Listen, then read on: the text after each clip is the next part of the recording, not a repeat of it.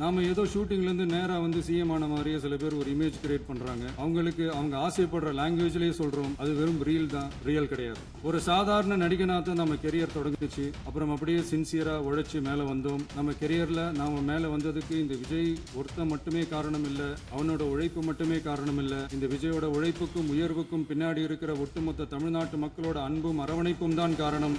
ஒவ்வொரு வீட்டில் ஒவ்வொருத்தரும் நம்மளை அவங்க பிள்ளையா, மகனா, அண்ணனா, தம்பியா ஏற்றுக்கிட்டது இயல்பா நடந்துச்சு. தமிழ்நாட்டு மக்களோட மனசுக்குள்ள போறதுக்கு நாம பட்ட பாடு நமக்கு மட்டும்தான் தெரியும். இதெல்லாம் புரிஞ்சாலும் புரியாத மாதிரி இருக்கிறவங்க தான் நம்மள நடிகன் என்று சொல்லியும், நம்ம கட்சியை நடிகன் கட்சின்னு சொல்லியும் சில நக்கல் நையாண்டி இதெல்லாம் பேசுவாங்க. அதை பத்தி நமக்கு கவலை இல்லை.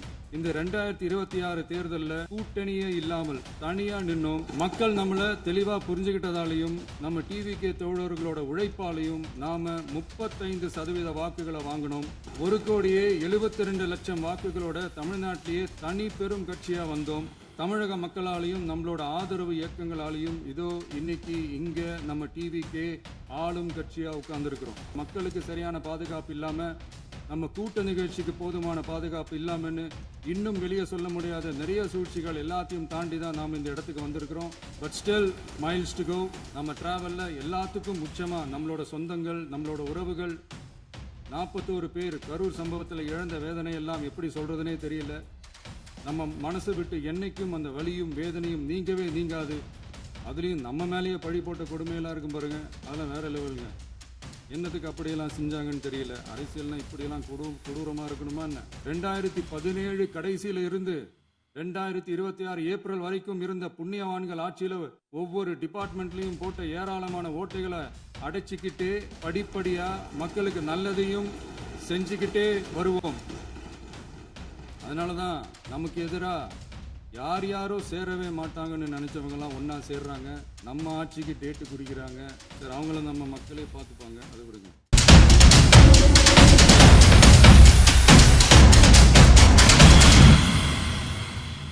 மாண்புமிகு முதலமைச்சர் அவர்கள். மாண்புமிகு பேரவைத் தலைவர் அவர்களே, மாபெரும் தலைவர்கள் வழி நடத்திய மாண்பும் மாபெரும் வரலாற்று சிறப்பு கொண்ட இந்த சட்டமன்ற பேரவையின் 17வது சட்டமன்ற பேரவைக்கு நம்மையும் நம்ம தமிழக வெற்றி கழகத்தை சார்ந்த சட்டமன்ற உறுப்பினர்களையும் தேர்ந்தெடுத்து அனுப்பின நிரந்தரமாக என் நெஞ்சில் குடியிருக்கும் தாயன்புமிக்க தமிழக மக்கள் அனைவருக்கும் என்னுடைய மனப்பூர்வமான நன்றிகள். 17வது சட்டமன்ற கூட்டத்தொடரின் முதல் ஆளுநர் உரையின் மீதான நன்றி தெரிவிக்கும் தீர்மானத்திற்கு பதிலுரை வழங்க வாய்ப்பளித்த மாண்புமிகு பேரவைத் தலைவருக்கு நம் வணக்கத்தை தெரிவித்துக் கொள்கிறோம். மாண்புமிகு பேரவைத் தலைவர் அவர்களே, இந்த 17வது மாமன்றத்தில் அதிகப்படியான 12 கட்சிகளை சேர்ந்த பிரதிநிதிகள் தேர்ந்தெடுக்கப்பட்டிருக்கும்.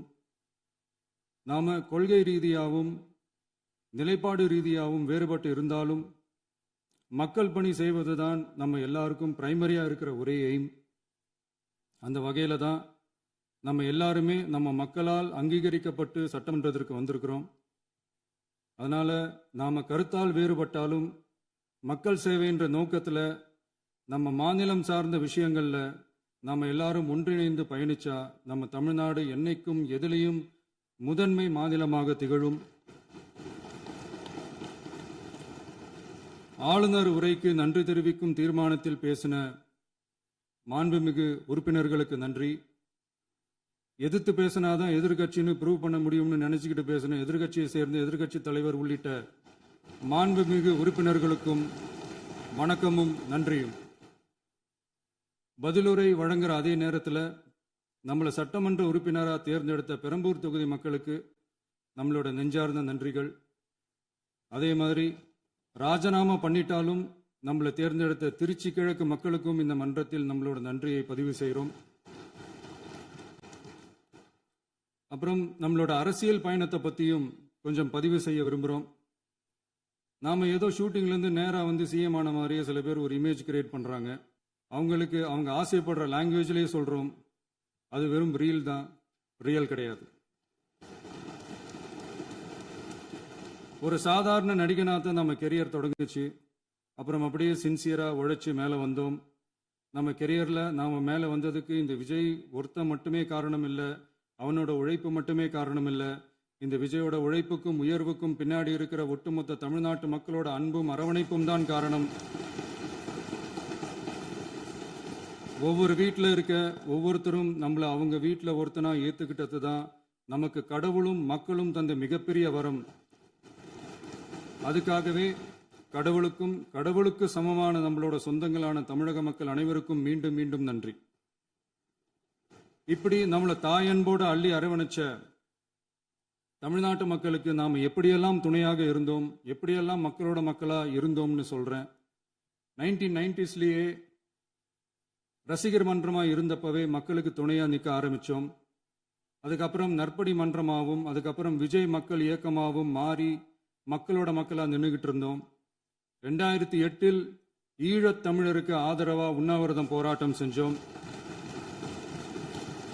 போர் முடிவுக்கு வரணும், நம்ம தொப்புள் கூடிய உறவுகளான ஈழத் தமிழர்களுக்கு பாதுகாப்பான நிம்மதியான ஒரு வாழ்வு கிடைக்கணும்னு அன்னைக்கே கோரிக்கை வச்சோம். 2009 ஆரம்பிச்ச விஜய் மக்கள் இயக்கம் வழியா நம்மளோட மக்கள் நல பணிகளை எக்ஸ்டெண்ட் அண்ட் எக்ஸ்பேண்ட் பண்ணிக்கிட்டே வந்தோம். கல்விக்கு துணையா இருந்தோம், சோஷியல் சர்வீஸ் செஞ்சோம், வெள்ள நிவாரணத்துல துணையா இருந்தோம், கொரோனா காலத்துல மக்களுக்கு தோள் கொடுத்தோம். விலையில்லா விருந்தகம், குருதியகம், முட்டைப்பால் ரொட்டி திட்டம், விழியகம், பயிலகம், நூலகம், இப்படி பல வழியில மக்களுக்கு துணையா இருந்தோம். அப்புறம் நம்மளோட திரைப்படங்கள்ல நம்மளால முடிஞ்ச வரைக்கும் ஊழல் எதிர்ப்பை சொன்னோம், சமூக நீதியை சொன்னோம், கல்வியை பத்தி சொன்னோம், அரசியலை பத்தி சொன்னோம். அரசியலை பத்தி பேசுனதுனால நம்ம படங்கள் சந்திச்ச இது வரைக்கும் சந்திக்கிற பிரச்சனையை பத்தி எல்லாருக்குமே தெரிஞ்சதுதான். இது மட்டும் இல்லாம 2011 நாகப்பட்டினத்துல மீனவர் பிரச்சனைகளுக்கு ஆதரவா ஒரு பெரிய பொதுக்கூட்டம் நடத்தினோம். மீனவர்கள் மீதான தாக்குதலை கண்டிச்சு பேசி அதுல நம்மளோட எதிர்ப்பை பதிவு செஞ்சோம். 2017 ஜல்லிக்கட்டு போராட்டத்தில் தமிழர் பண்பாட்டு உரிமைக்கான நம்மளோட ஆதரவை தெரிவித்தோம். 2018 ஸ்டெர்லைட் போராட்டம், துப்பாக்கி சூட்டில் பாதிக்கப்பட்ட நம்ம சொந்தங்களை நேரில் சந்திச்சு ஆறுதல் சொன்னோம். 2021 உள்ளாட்சி தேர்தலில் விஜய் மக்கள் இயக்க வேட்பாளர்கள் போட்டியிட்டு ஜெயிச்சாங்க. கல்வி விருது விழா நடத்தி சிறந்த மதிப்பெண் பெற்ற மாணவ மாணவிகளுக்கு ஊக்கத்தொகையும் பரிசும் கொடுத்தோம். 2024 தமிழக வெற்றி கழகத்தை ஆரம்பிச்ச உடனேயே CAA-வை எதிர்த்து அறிக்கை விட்டோம். அரசியல் கட்சி ஆரம்பிச்சு விழுப்புரம் மாவட்டத்தில் விக்கிரவாண்டியில் நம்மளோட முதல் மாநில மாநாட்டிய வெற்றி கொள்கை திருவிழாவை நடத்தினோம். தந்தை பெரியார், பெருந்தலைவர் காமராஜர், அண்ணல் அம்பேத்கர், வீரமங்கை வேலுநாச்சியார், மக்கள் சேவகர் அஞ்சலை அம்மாள்னு நம்மளோட 5 கொள்கை தலைவர்கள் அறிவிச்சோம். இந்தியாவிலே 2 பெண் ஆளுமைகளை கொள்கை தலைவர்கள் அறிவிச்ச ஒரே கட்சி நம்ம டிவிக்கு மட்டும்தான் என்ற பெருமையோடு அறிவிச்சோம். பெரியார் சொன்ன மாதிரியே அவர் சொன்னதுல நமக்கு ஏற்புடையதை மட்டும் எடுத்துக்கிட்டோம். அவரோட கடவுள் மறுப்பு கொள்கையில நமக்கு உடன்பாடு இல்லைன்னு ஓப்பனா அறிவிச்சோம். நமக்கு கடவுள் நம்பிக்கை உண்டுன்னு அறிவிச்சோம். யாரோட நம்பிக்கைக்கும் நாம் எதிரானவங்க இல்லைன்னு தெளிவா அறிவிச்சோம். பெண் கல்வி, பெண்கள் முன்னேற்றம், சமூக சீர்திருத்தம், சமூக நீதி, இப்படி பெரியாரோட கருத்துக்களை நிறையவே ஏத்துக்கிட்டோம்னு அறிவிச்சோம். அண்ணல் அம்பேத்கரோட சம வாய்ப்பு, சம நீதி, சமத்துவத்தை ஃபாலோ பண்ணுவோம்னு அறிவிச்சோம். பெருந்தலைவர் காமராஜரோட மதச்சார்பின்மையை ஏத்துக்கிட்டதோட அவரோட நேர்மையான நிர்வாகத்தையே ஒரு கொள்கையா ஏத்துக்கிட்டோம்னு அறிவிச்சோம். வீரமங்கை வேலு நாச்சியாரோட மண் மீட்பையும் சமூக நல்லிணக்கத்தையும் பின்பற்றுவோம்னு அறிவிச்சோம். மக்கள் சேவகர் அஞ்சலை அம்மாளோட விடுதலை வேட்கையையும் மக்களோட வாழ்வாதாரத்துக்காக உறுதியாக நிற்கிறதையும் பின்பற்றுவோம்னு சொன்னோம். எல்லாருக்கும் எல்லாமும் கிடைக்கணும், எம் மதமும் நம் மதம்னு சொல்லி மதச்சார்பற்ற சமூக நீதி தான் நம்ம கொள்கைன்னு அறிவிச்சோம். நம்ம கொள்கை எதிரி யாரு, அரசியல் எதிரி யாருன்னு ஓப்பனா அறிவிச்சோம். எல்லாத்துக்கும் மேல பிறப்புக்கும் எல்லா உயிர்க்கும்ன்றத நம்மளோட அடிப்படை அரசியல் கோட்பாட்டா அறிவிச்சுட்டு தான் அரசியலுக்கே வந்தோம். நம்ம மதுரை மாநாட்டில் நம்மளோட தேர்தல் அரசியல் மற்றும் ஆட்சி அதிகார அரசியல் வழிகாட்டியா அறிஞர் அண்ணாவையும் புரட்சி தலைவர் எம்ஜிஆரையும் ஏத்துக்கிட்டதா அறிவிச்சோம். அப்புறம் இன்னனையும் நாம இங்க பதிவு செஞ்சே ஆகணும். எல்லாரும் கட்சி ஆரம்பிச்சுட்டு தான் ஒவ்வொரு வீட்டுக்குள்ளேயும் போவாங்க. ஆனா நாம ஒவ்வொரு வீட்டுக்குள்ளேயும் போனதுக்கு அப்புறம் தான் கட்சியவே ஆரம்பிச்சிருக்கிறோம். ஒவ்வொரு வீட்டில் ஒவ்வொருத்தரும் நம்மள அவங்க பிள்ளையா, மகனா, அண்ணனா, தம்பியா ஏத்துக்கிட்டதும் இயல்பா நடந்துச்சு. தமிழ்நாட்டு மக்களோட மனசுக்குள்ள போறதுக்கு நாம பட்ட பாடு நமக்கு மட்டும்தான் தெரியும்.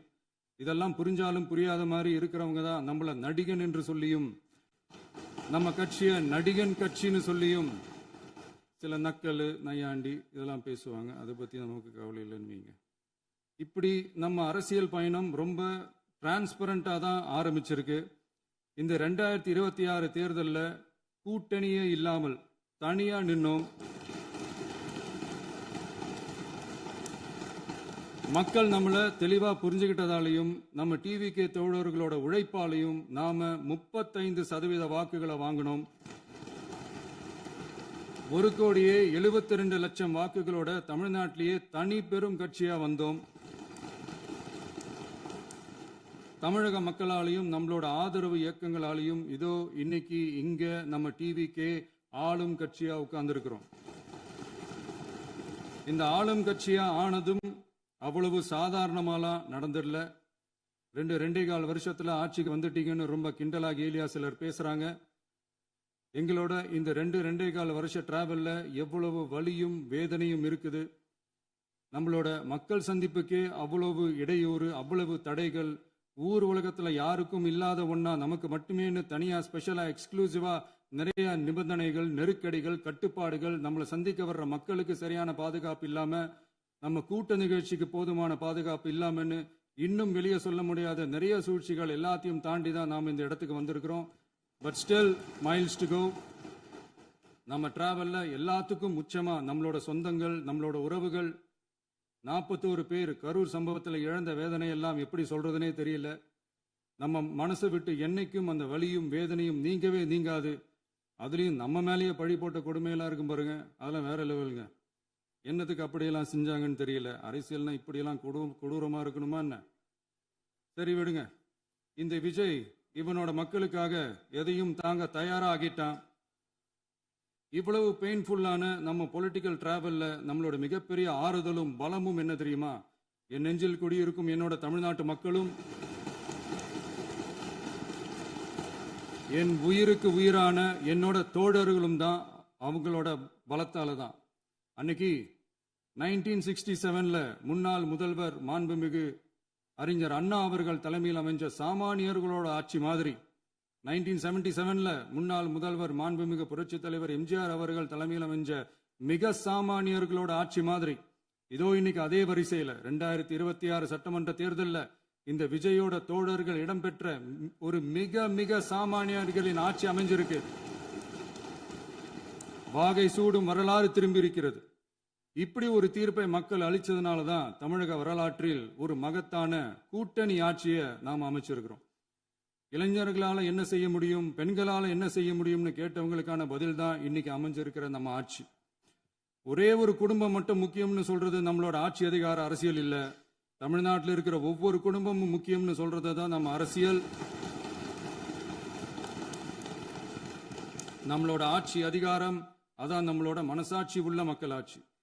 இந்த 2026 தேர்தலில் யாராலும் உடைக்கவே முடியாதுன்னு சொன்ன மதத்தை உடைச்சோம், சாதியை உடைச்சோம், முக்கியமா காசு கொடுத்து ஓட்டு வாங்குற ஒரு நச்சு கலாச்சாரத்தையே சுக்கு நூறா தூள் தூளா உடைச்சிருந்தோம்.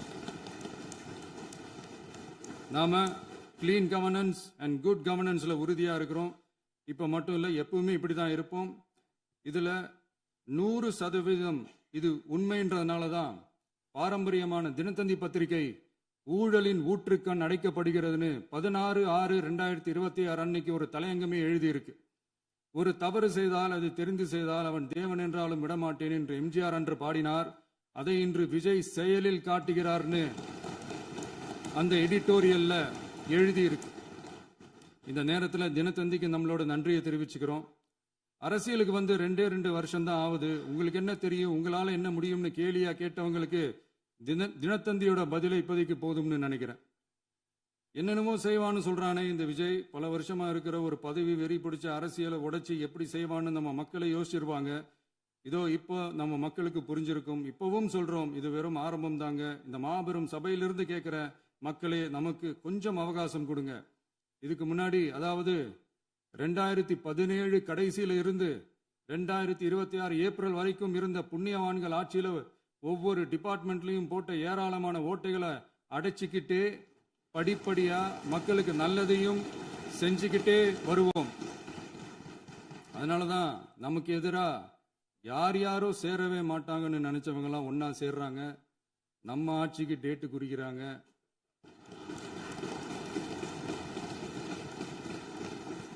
சரி, அவங்கள நம்ம மக்களே பார்த்துப்பாங்க, அதை விடுங்க.